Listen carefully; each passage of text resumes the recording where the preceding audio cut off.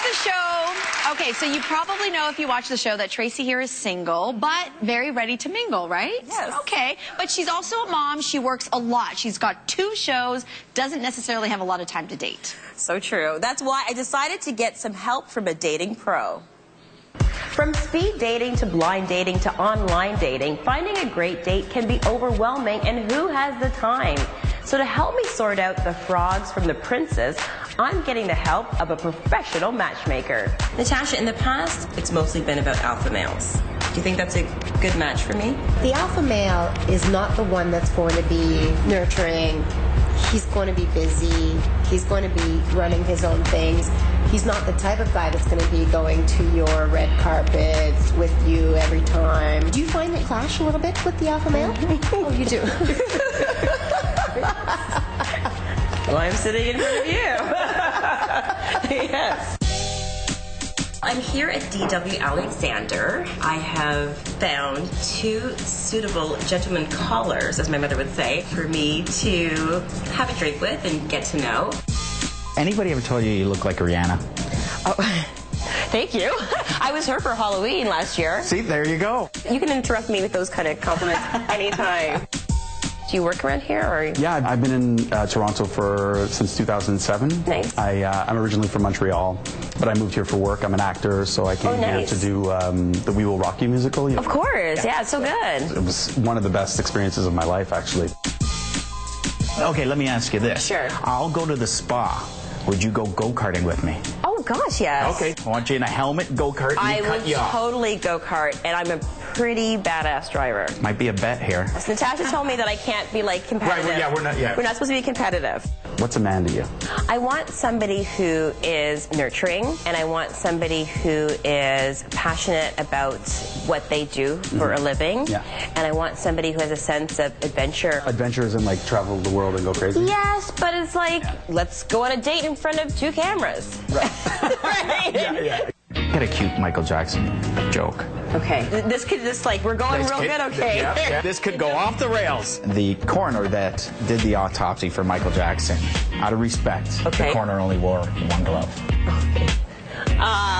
Okay. Not bad, eh? I was a little nervous when I heard autopsy, but that's good. Which sign are you? I'm a Leo. Oh, you're Leo. I'm like almost a Virgo, though. You're almost a Virgo. I'm born on the 21st of August. I've got a thing for Leos. He's a Leo.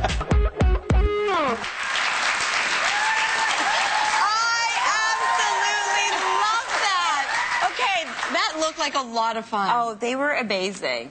2 really incredible men, but not everyone has a professional matchmaker to find them a date.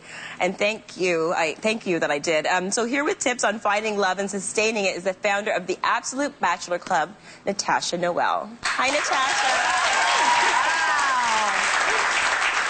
It seems like you started off really well there with those 2 choices. She really found me 2 matches. That was great. Yeah, really good. So the Absolute Bachelor Club. So this is a dating service, and you describe it as a dating service for affluent professionals, entrepreneurs, businessmen, public figures, and artists who want to try to find their true love. Why is it that you decide to mostly work with male clients in your practice? My everyday goal is to make successful matches. And there are studies that show that not every man wants to get married, and they think that they can benefit from something similar to a marriage by cohabitation. So by having them invest in my service, they're coming in to look for a lifelong partner, they're invested, and it helps me make successful matches. Okay, we just watched me go on a couple of first dates, and you kind of guided me about the do's and don'ts of what not to do or what to do on a date. So what should you absolutely avoid talking about on a first date? And you noticed that I referenced you. When Don't get competitive. I didn't want to get competitive on my first date. Good for you. Okay. And so you absolutely don't want to talk about your exes. You can talk about what you've learned from your last relationships, but you don't want to bash your ex. It's going to reflect poorly on you. And if you've got sensitive topics you want to talk about, for example, a health condition, you want to wait until you know the person a little more. See if they're trustworthy, because you don't want your information to be shared with the world. Privacy is important to you. It's true, and I think with the ex situation, you can just say, you know, we've grown apart. Or, you know, we just didn't fit together. Something like that, but we don't have to get into details. To start. Correct. Okay. To start. What would you say is a good date venue versus a dad? A dad? I'm not looking for a daddy, no. I'm not looking for a daddy.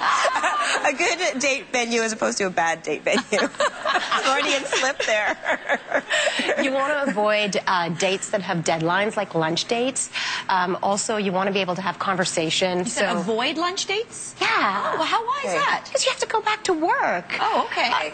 Yeah, unless you're going to skip work. Oh, okay. You want to have some time to have the conversations.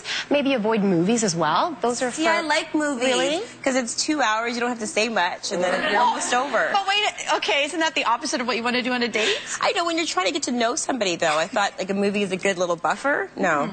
Natasha's looking at me. She's like, okay, all right. It's good to know.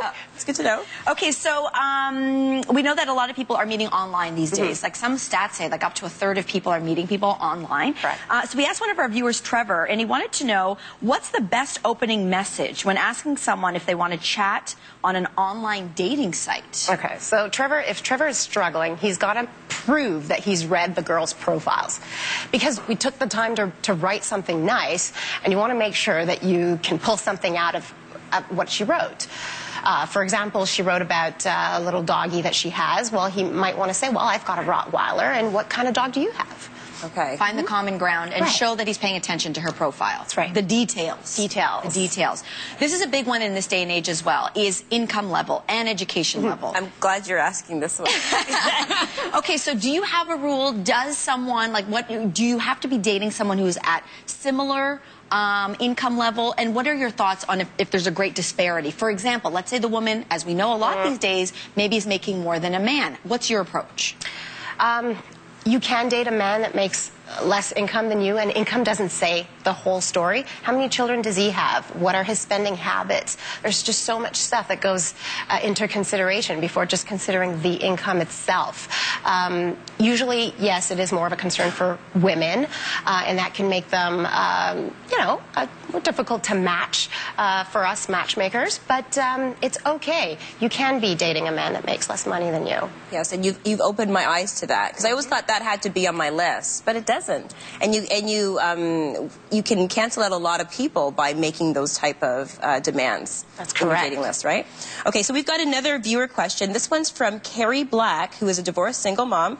I get you, Carrie. She writes, I've been separated almost 5 years. I've dated a lot and still can't seem to find the right type of man. I have everything else in my life in order. I won't settle just so I'm not alone, but at 46, I'm starting to wonder if everyone else settles the second time around. That's a great question, Carrie. It is. No, people don't settle, and she shouldn't either. What she needs to consider, if she came to my office, we'd look at what her expectations are and if they're realistic. So what's not working? Is it income level, or is it lifestyle? Is it value system, or is it physical appearance? What does she offer? What does she bring to the table? Is the person that she's looking for her? And I also feel like, maybe I'm not speaking for Carrie, but I can speak for myself, you made me realize that my dating list has changed, obviously, because my life is different now than when I was on the dating scene before I got married. So you have to reevaluate where you are in life, too. That's right. Okay. Thank you so much, Natasha. Thank you. For more of these fantastic love and relationship tips, I'm just all over the place with this one. This was like the hardest one for me to do, the dating on camera. Go to thesocial.ca right after the show, and we'll see you after the break.